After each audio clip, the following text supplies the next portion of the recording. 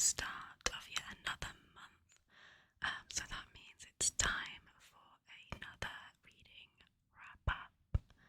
So I'm going to be talking to you about the 777 books that I read in February. This is actually probably a really bad time for me to be filming this because I just finished the first book of the month for March,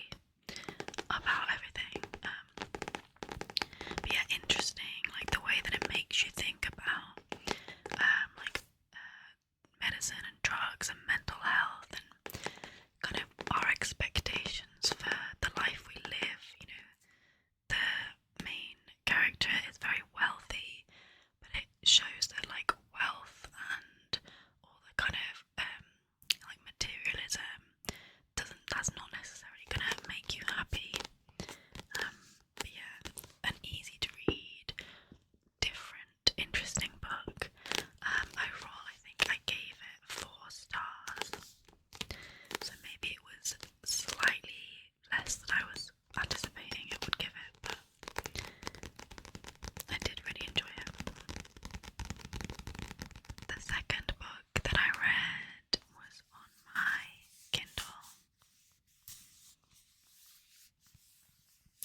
and that is Heartbones by Colleen Hoover. So this book I ended up reading for another video because I'd never read any of Colleen Hoover's books before, and I decided to give one a go, so I randomly picked that one. So I've already talked about it in a lot more detail, so I'm going to make this as brief as I can. I do have a tendency to ramble a little bit, so this is like a romancy type book that follows a couple of like late teens slash I think the guy is in his early 20s. Basically follows the girl Bea, I think.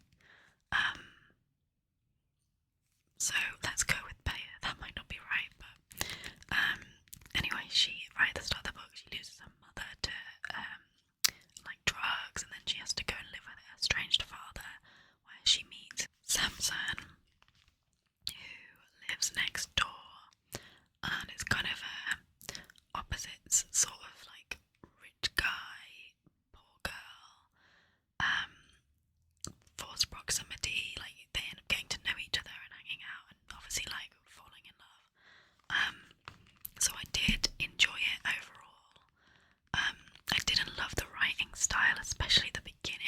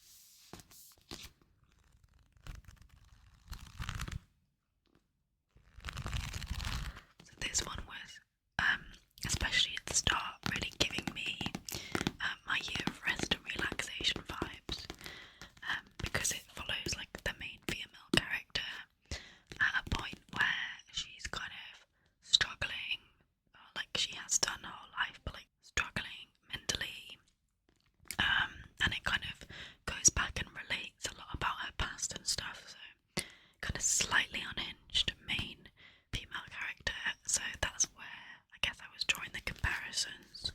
So yeah, like I say, it follows the main character, Mother, and basically in the first chapter we witness like the breakdown of her marriage, and then she has to go back in and live with her parents for a bit, and it's basically about her, like her whole life, like it narrates, I think, from like when she was very, very young, and then up to like present day. So we really get to know the main character so well as like her friends and family, and it's done in a really brilliant way, the way that it's written. So you get these like really short paragraphs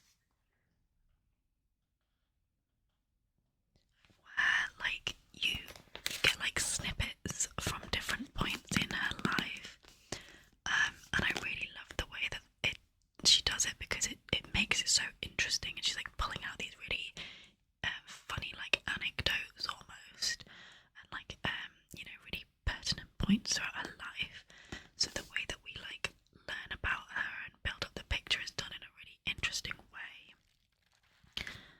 It was also really giving me I Capture the Castle vibes, and I don't know if that's right because I did read that book such a long time ago, but I think because of the like kind of slightly chaotic home life, like that really reminded me of it. So this character has like a difficult relationship with her mother,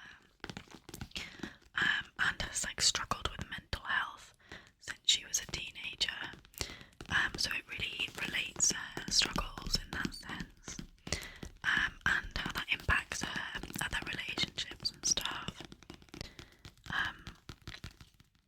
It really made me feel every emotion I think is possible: happiness, anger, frustration, sadness, joy, like I don't know, basically every array of emotion. It was really dysfunctional and yet somehow wholesome at the same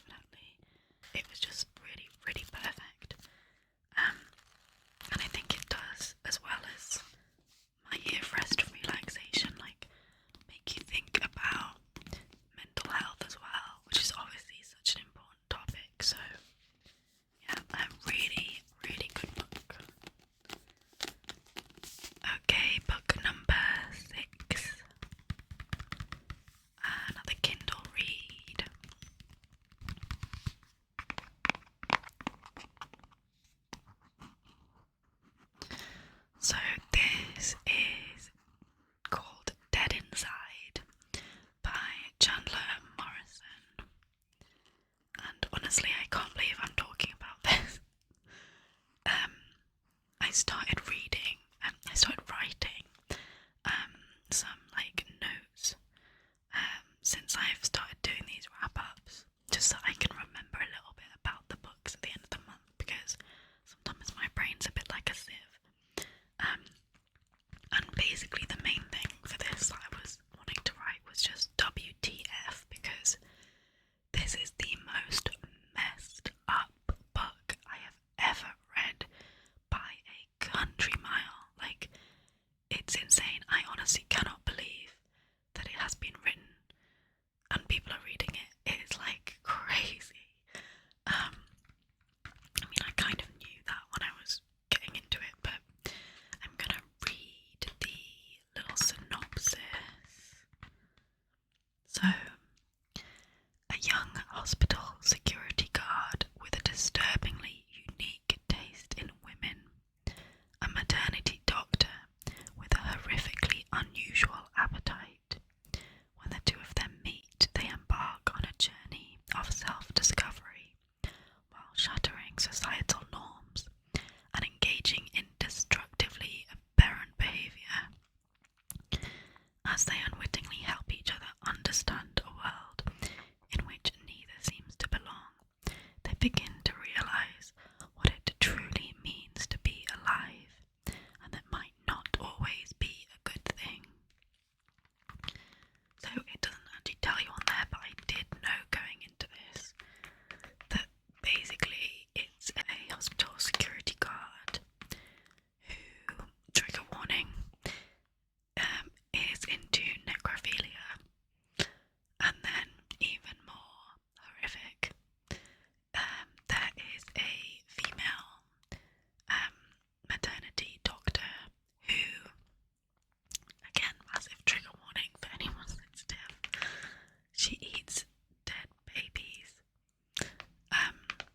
So I kind of didn't know that going into this book, but I think I was fooled a little bit by the cover, because it's kind of like quite pretty in a way, and like the cartoon style of it, like I guess I didn't think that these horrible things were gonna be really described that much,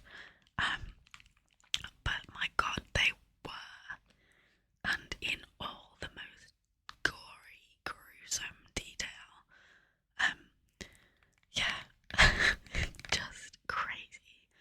There were points where I was like, what am I reading and why am I still reading it? So I think that's like probably the first thing to say is,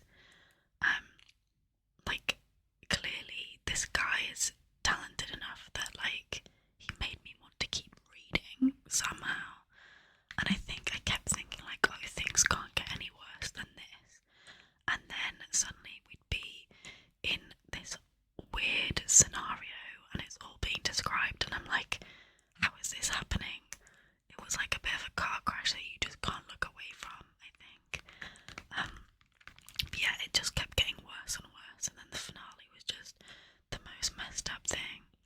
Although I think the thing that happened earlier might have been the most messed up thing. But anyway, I think part of the reason that I was able to keep reading it is because it was so outlandish and ridiculous.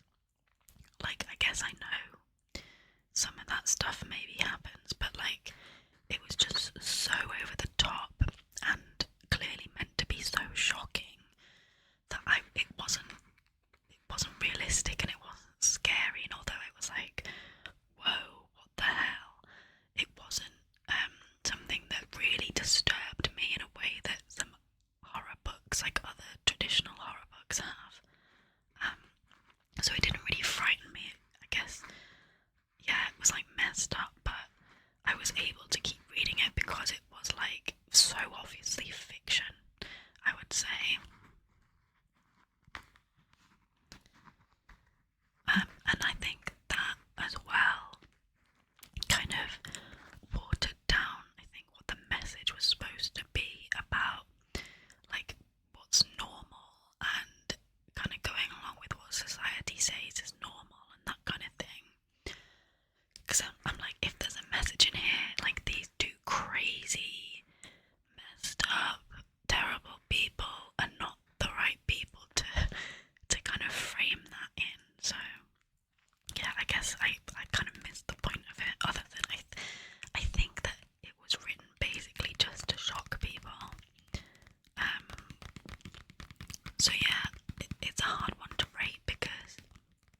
I say, the writing was actually pretty good, and it did keep me engrossed. I think because it was fairly short, that helped. But I would say as well, like, there was quite a big, like, whoa moment at the end, like, kind of a bit of a twist that I really didn't see coming.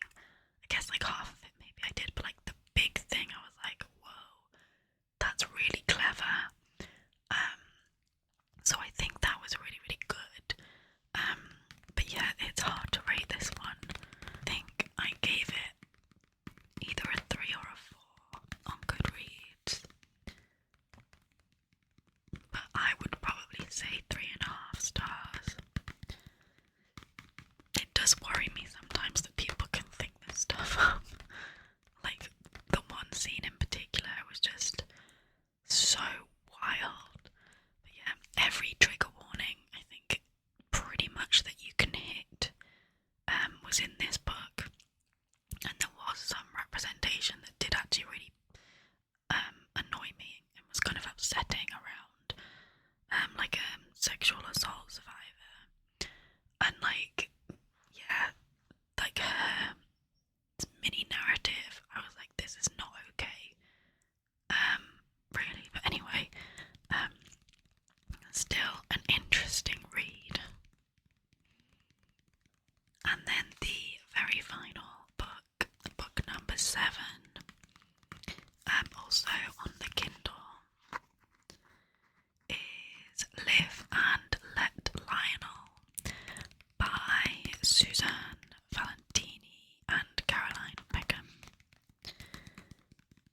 And this is another short story collection, but basically this is a spin-off from the Zodiac Academy series, which I love, love, love, love, love, love.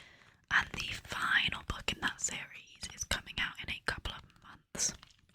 So this was like a little filler book with some short-ish stories that were like fillers to some of the plot that had already happened in the other books, and some of them were like retellings from a different perspective of events that have already happened.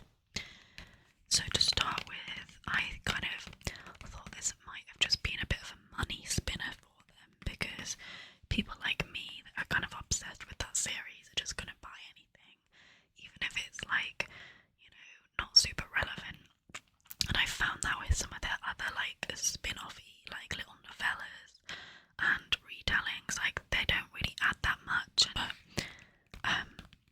I think this was actually quite a clever way of refreshing and catching you back up, because I think there've been like 9 or something books, really big books so far in the series.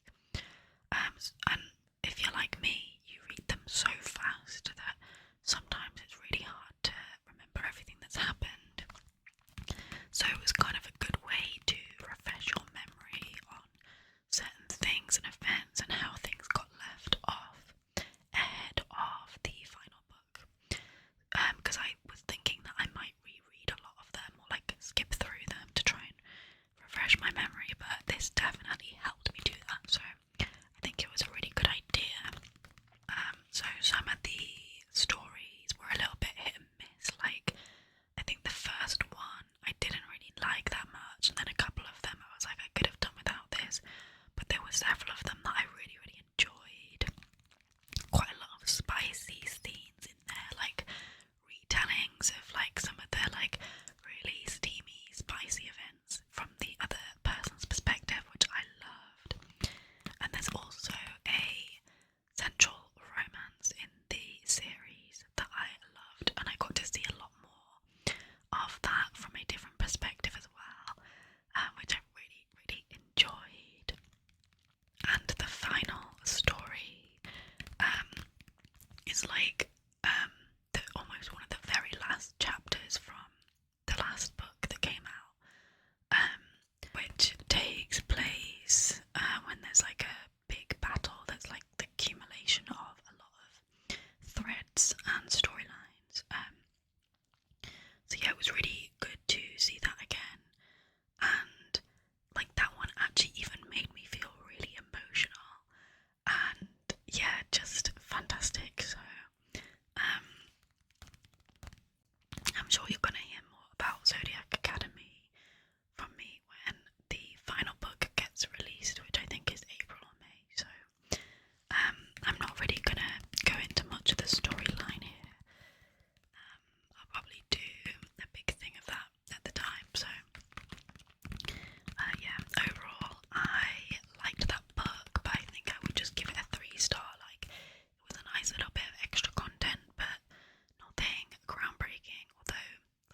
kind of helpful in refreshing my memory about some of the stuff that happened in the series.